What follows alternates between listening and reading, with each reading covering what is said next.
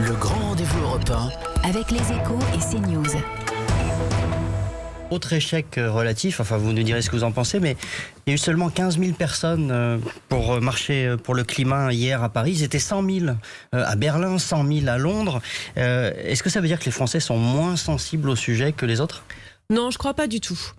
On avait des jeunes qui ont marché pour le climat vendredi, environ 10 000, 15 000 personnes à Paris hier, mais aussi inquiètes de l'agglomération, des gilets jaunes, et du coup, d'ailleurs, une manifestation qui a été perturbée par les Black Blocs.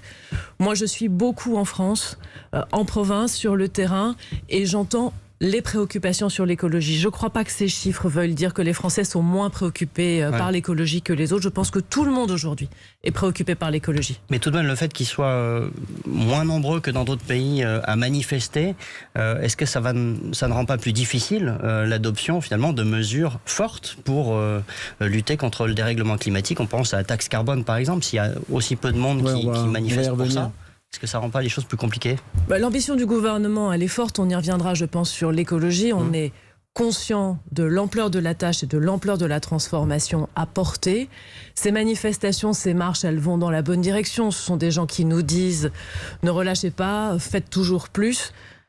Que même s'il n'y a que 15 000 personnes, ça n'entame pas la détermination du gouvernement à agir. Le grand rendez-vous européen avec les Échos et CNews.